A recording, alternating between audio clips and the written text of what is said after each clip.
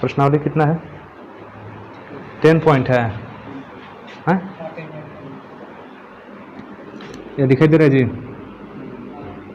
यहाँ पर?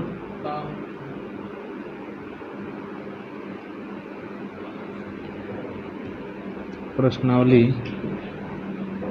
10.1।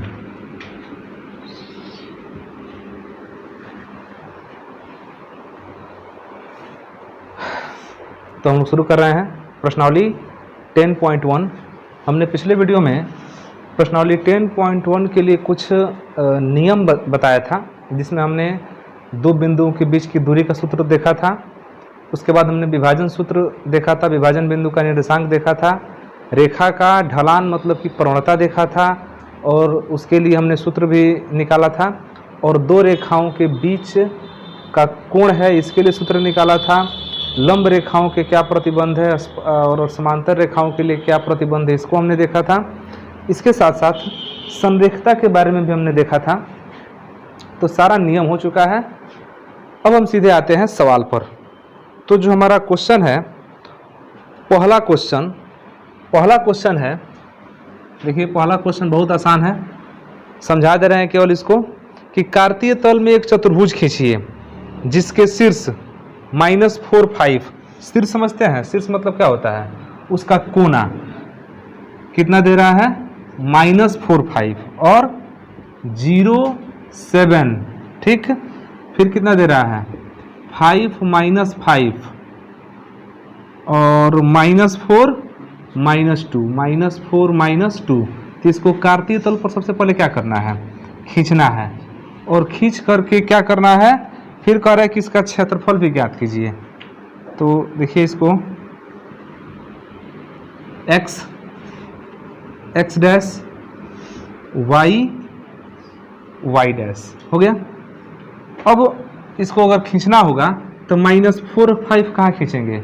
-4 चलना है तो सबसे पहले x अक्ष पर चलते हैं, फिर y पर। तो -4 मतलब लेफ्ट में आएंगे, तो 1 2 3 4, -4 हो गया। और 5 चलना है प्लस में, तो प्लस का मतलब कहाँ? ऊपर चलेंगे।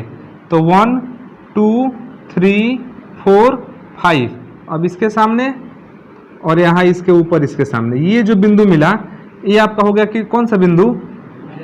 -4 5। यह एक बिंदु मिल गया, इसको आप मान लीजिए ए है, बिंदु क्या मान सकते हैं? ए। फिर खींच देखना है 0 7। तो 0 मतलब कि 0 और 7 मतलब कहाँ चलेंगे? ऊपर के नीचे? ऊपर। या x अक्ष का है या y अक्ष का है? तो 1 2 3 4 5 6 और 7, एक ये बिंदु हो गया आपका 0 7, ठीक। इसको b मान लेते हैं। 5 -5, तो 5 का मतलब कि पहला जो 5 है वो x अक्ष पर चला जाएगा। तो देखिएगा 1 2 3 4 5, ठीक। और फिर -5 तो कहाँ चलेंगे? नीचे ना चलेंगे? y पर माइनस कहाँ होता है? नीचे होता है। तो 1 2 3 4 5 इसके सामने और यहाँ इसके सामने, तो ये बिंदु मिल गया 5 -5। इसको मिटा देते हैं। बस ये ध्यान देना है कि इसके सामने होना चाहिए। और कौन हो रहा है? -4 -2, तो -4। लेफ्ट में आते हैं 1 2 3 4, ठीक। -4 हो गया। और -2 का है नीचे, तो इसके सामने इधर 2 के सामने 1 और 2 मिल गया। तो आपके पास 4 बिंदु मिल गए। इसको सी मान लीजिए, इसको क्या मान लीजिए? डी। ये चारों को मिला देंगे ना तो क्या बनेगा? एक चतुर्भुज बनेगा। चारों को मिला देंगे तो क्या बनेगा? चतुर्भुज। और जब ये चतुर्भुज आपको पता हो गया तो इसका क्षेत्रफल ज्ञात करना है। तो क्षेत्रफल के लिए हम क्या करेंगे? इसके किसी एक विकर्ण को मिला देंगे। जैसे मान लीजिए किसी को मिला दिए, ठीक है। तो एक त्रिभुज बन गया ADC। अच्छा, इसका निर्देशांक कितना? -4 -2 ना, तो एक बन गया ADC। तो यहाँ पर त्रिभुज ADC का क्षेत्रफल निकाल लेंगे। और फार्मूला पता है कौन लगाएंगे? फार्मूला लगाएंगे वही 1/2 वाला। कोष्टक में कितना? x1 y2 - y3, यही वाला फार्मूला आगे क्या कर लेंगे? लगा लेंगे। तो इस त्रिभुज का क्षेत्रफल निकाल देंगे। और इसी फार्मूले से फिर ऊपर वाले का, यह वाला देख रहे हैं, इसका निकाल लेंगे। और फिर दोनों क्या कर देंगे? जोड़ देंगे। दोनों को जोड़ देंगे, आसानी से बन जाएगा। इसको छोड़ दिया जाए, दूसरा क्वेश्चन समझिए, दूसरा क्वेश्चन ये आसान है, इसमें कुछ खास नहीं है। दूसरा क्वेश्चन थोड़ा सा विचार करने योग्य है। दूसरा क्वेश्चन देखिए, दूसरा क्वेश्चन, दूसरे क्वेश्चन में कह रहा है कि 2a भुजा के समबाहु त्रिभुज का आधार y अक्ष के अनुदिश इस प्रकार है कि आधार का मध्य मूल बिंदु पर है। एक त्रिभुज है और त्रिभुज कैसा है? समबाहु त्रिभुज। समबाहु त्रिभुज मतलब कि जिसकी तीनों भुजाएं क्या हो? हाँ, तीनों भुजाएं समान हो। तो ये देखिए यहाँ पर हम चित्र बना रहे हैं। पहले तो इसमें x अक्ष और y अक्ष बना लीजिए ताकि उसी पर चित्र आपका बनेगा। तो ये x डैश y डैश, इतना हो गया। ये आपका हो गया मूल बिंदु। अब प्रश्न कह रहा है कि फिर से देखिए एक बार शुरू से, 2a भुजा के समबाहु त्रिभुज का आधार y अक्ष के अनुदिश इस प्रकार है कि, जो आधार है ना वो किस पर है? इसी y अक्ष पर है। और y अक्ष पर इस प्रकार है कि आधार का जो मध्य बिंदु है वो क्या है? मूल बिंदु है। तो यहाँ पर एक भुजा है, यह भुजा है, यह भुजा, ठीक है। और ये इस प्रकार है कि इसकी जो पूरी लंबाई है वो कितना है? इसकी पूरी लंबाई 2a है। कितना लंबाई है पूरा? 2a। और इसी भुजा का मध्य बिंदु है कौन? मूल बिंदु। इसका मतलब कि a इधर और a इधर, ये ना मतलब हुआ, समझ आ रहा है? तो ये आपका भुजा होगी, इसका नाम दे दे AB। भुजा का नाम क्या दे देते हैं? AB। ये समबाहु त्रिभुज का एक भुजा है। इसका मतलब बाकी भी जो आपका, एक तो मान लीजिए कि यह भुजा हो गया AB, बाकी भी जो भुजा होगा इसी 2a लंबाई का होगा। समबाहु मतलब तीनों भुजाएं क्या होनी चाहिए? बराबर होनी चाहिए। अब कह रहा है कि मूल बिंदु पर है तो त्रिभुज के शीर्ष ज्ञात कीजिए। अब त्रिभुज का शीर्ष ज्ञात करना है, ध्यान से समझिएगा। त्रिभुज का शीर्ष, तो ये मूल बिंदु है और इनका मध्य बिंदु भी है। तो इस बिंदु का निर्देशांक कैसे निकालेंगे? यहाँ से मूल बिंदु से कितना दूरी पर है? a दूरी पर है ना। जैसे पूरी भुजा की लंबाई कितना है? 2a है, और इसका मध्य बिंदु ही मूल बिंदु है, मतलब a आधा ऊपर हो जाएगा, आधा क्या हो जाएगा? नीचे हो जाएगा। तो इस बिंदु का निर्देशांक जानते हैं कितना होगा? 0a होगा। क्यों 0a होगा? क्योंकि पहले x अक्ष वाला लिखते हैं फिर ना y अक्ष वाला लिखते हैं। तो x अक्ष पर तो कहीं है नहीं, सीधे y अक्ष पर है। तो 0a, इसका बता दीजिए क्या होगा? 0 माइनस a हो जाएगा। तो दो बिंदु तो आपका निकल गया, दो बिंदु का निर्देशांक। अब ये जो त्रिभुज होगा वो इसी तरह से हो सकता है, ऐसे ही नहीं हो सकता है, या तो ऐसे हो सकता है, नहीं तो खूब होगा तो इधर होगा। समझ रहे हैं? समबाहु त्रिभुज है तो समबाहु त्रिभुज के बीच में प्रत्येक कोण 60 डिग्री होता है ना। तो यह 60 होगा, यह 60 होगा, और यह आपस में क्या होगा? 60 होगा। तो ऐसा नहीं है ना कि हम कह दें कि इधर होगा, इधर नहीं हो सकता है। जब भी समबाहु होगा तो हम सीधा ना होता है। तो ये ध्यान देना। तो समबाहु त्रिभुज जो है आपका, जो ये बिंदु होगा वो इसी x अक्ष पर होगा। कहाँ होगा? समबाहु त्रिभुज का जो तीसरा शीर्ष होगा, दो शीर्ष तो आपके पास यहाँ पर निकल गए, तीसरा x अक्ष पर होगा। तो यहाँ पर लिखेंगे कि चूंकि समबाहु त्रिभुज, क्या मान लिया? ABC माने है ना।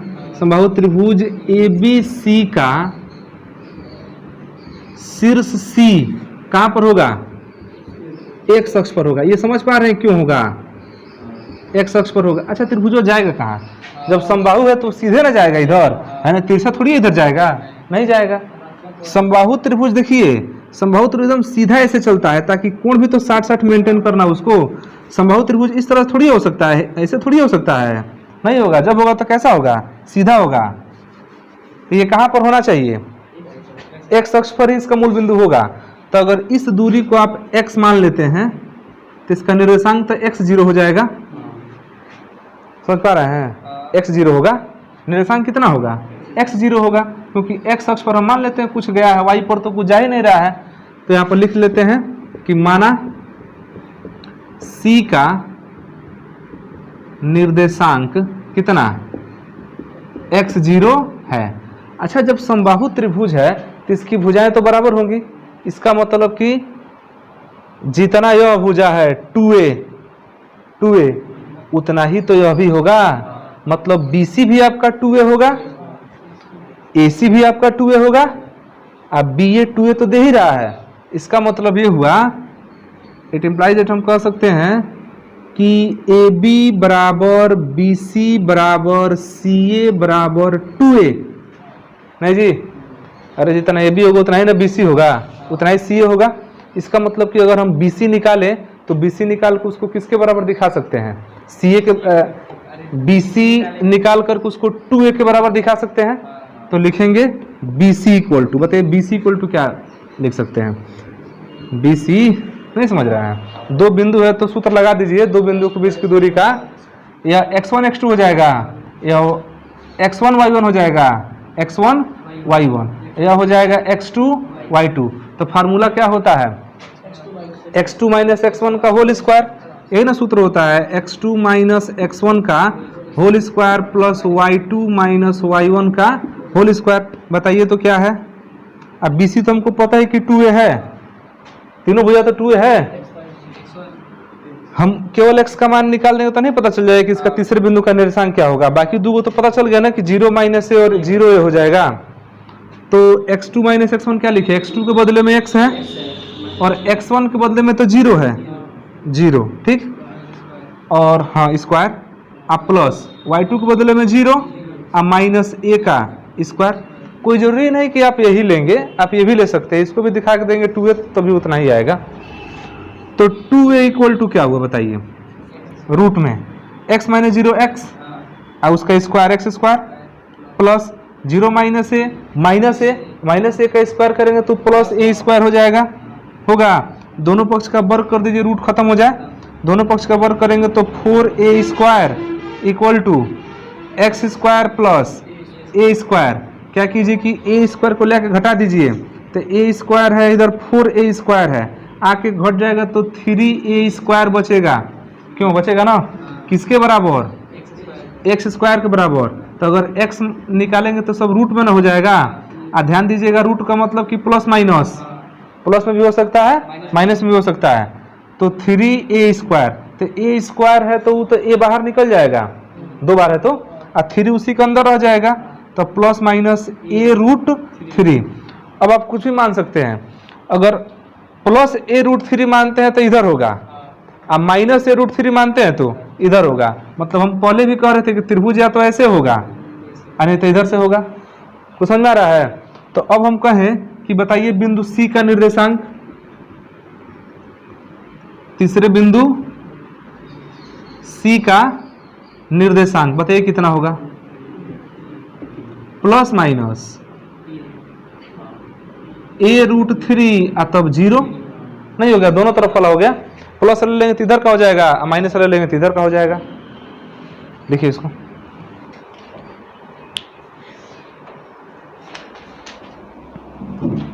अच्छा बाकी दो का निर्देशांक तो क्लियर हो चुका है यहाँ पर, बाकी दो का तो है, तीसरे का हो गया। लिखने का प्रयास करें कि क्वेश्चन में कह क्या रहा है। पहले तो जैसे जैसे कह रहे उसको थोड़ा सा रफ डायग्राम बना के एक चित्र बनाने का प्रयास किया जाए।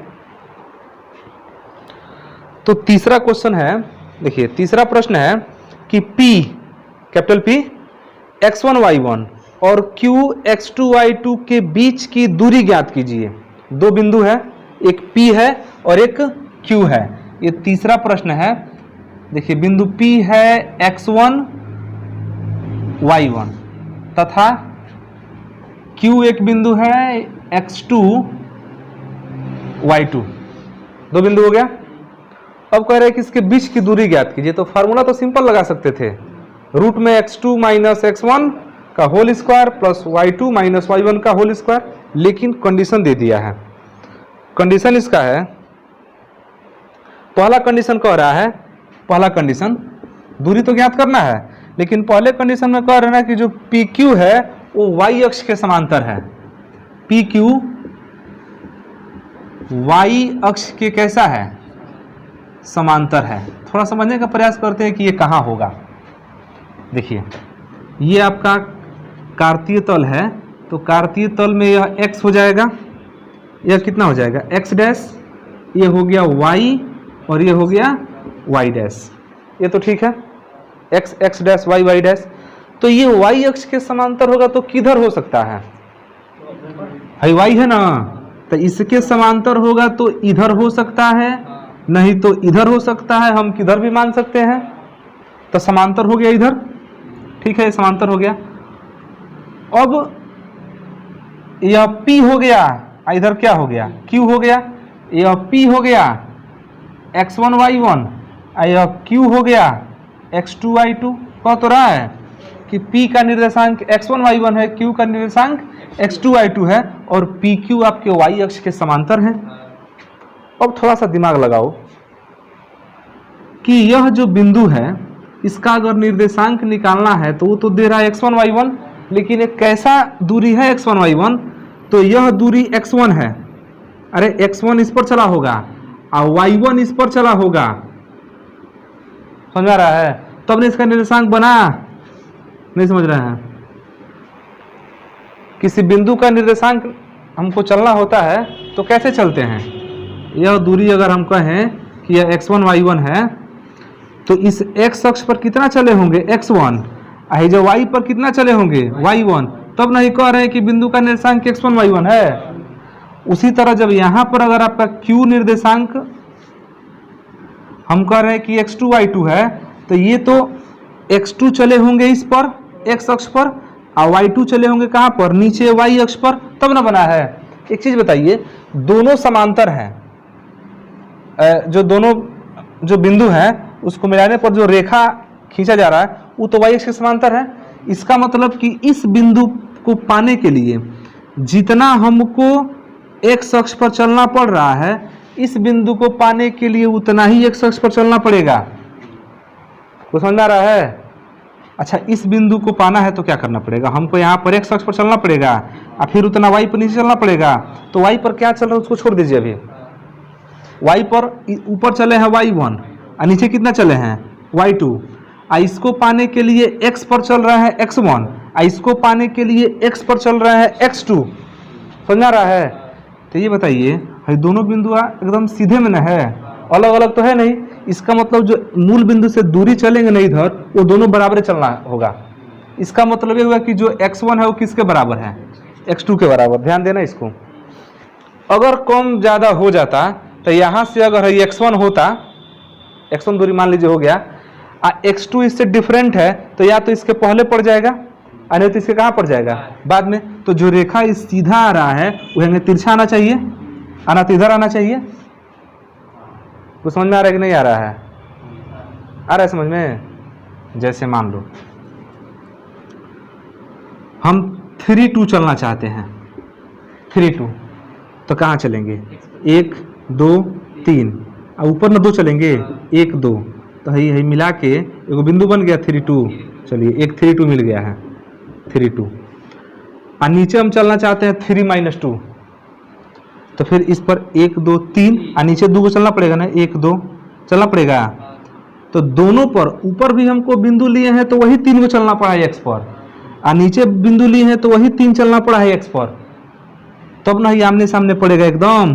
और नहीं तो जहाँ 3 से कम चाहे ज़्यादा चल दिए तो 3 से कम चलेंगे तो बिंदु इधर आ जाएगा, और ज़्यादा चल लेंगे तो कहाँ चले? इधर चला जाएगा। तो या तो रेखा ऐसे हो जाएगा, नहीं तो ऐसे हो जाएगा। तो कहाँ समांतर हुआ?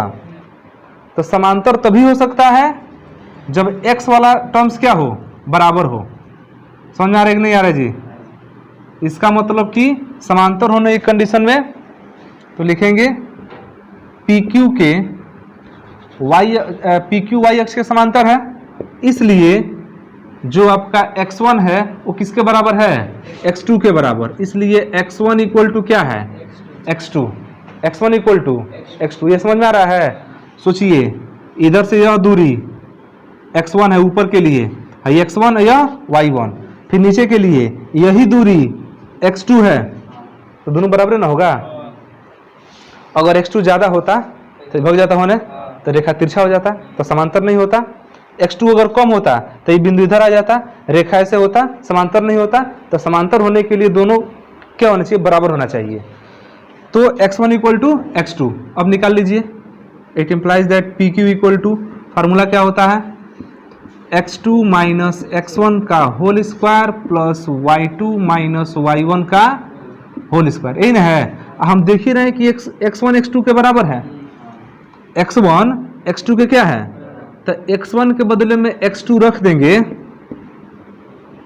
तो x2 माइनस x2 का होल स्क्वायर, नहीं जी, आप प्लस y2 माइनस y1 का होल स्क्वायर, तब तो ये कट गया, और 0 का स्क्वायर 0, तो यही ना बचा, ये भी स्क्वायर में बचेगा तो वो बाहर निकल जाएगा, y2 माइनस, इसी को चाहे तो प्लस माइनस जो भी लिखना है लिख सकते हैं। तो दूरी हमारा प्लस माइनस थोड़ी आता है, दूरी तो एकदम बिना चिन्ह का हमेशा पॉजिटिव होता है। तो पी क्यू कितना हो गया, चाहे तो माड लिख सकते हैं, कोई दिक्कत नहीं है। तो पी क्यू हो गया y2 माइनस y1। अच्छा, दूसरे कंडीशन में कह रहा है ना कि अभी तो था कि y अक्ष के समांतर है, अब किसके समांतर हो, कह रहा है सेकंड वाले में कह रहा है कि x अक्ष के समांतर है। मतलब पी क्यू निकालिए कब, जब ये x अक्ष के समांतर होगा। तो जैसे ही ये x अक्ष के समांतर हुआ तो यह तो ठीक है x1 y1 है, भाई q इधर ना जाएगा, x2 y2। अब ध्यान देना, जब यह y अक्ष के समांतर था तो x बराबर था, आज जैसे ही यह x अक्ष के समांतर होगा तो कौन बराबर हो जाएगा, y बराबर हो जाएगा। क्यों बराबर हो जाएगा, क्योंकि अगर y ज्यादा जहां कम बेस हुआ तो ये रेखा ऐसे हो जाएगा, और नहीं तो ऐसे हो जाएगा। समझ पा रहे हैं, दोनों ओर से y बराबर ना होना चाहिए, तभी तो एक समांतर चलेगा। तो उस कंडीशन में हम लोग का y अक्ष के समांतर होने की कंडीशन में x अक्ष के समांतर, x अक्ष के समांतर होने की स्थिति में, समांतर होने की स्थिति में कौन बराबर हो जाएगा, y1 बराबर। तो अब की बार यह कट के 0 हो जाएगा, क्योंकि y1 के बदले में y2 रखेंगे तो फिर कट के 0 यह बचेगा। तो जिस तरह यह आया है ना, उसी प्रकार पी क्यू क्या आ जाएगा, x2 माइनस x1 आ जाएगा। तो समझ आ रहा है, देखिए इसको।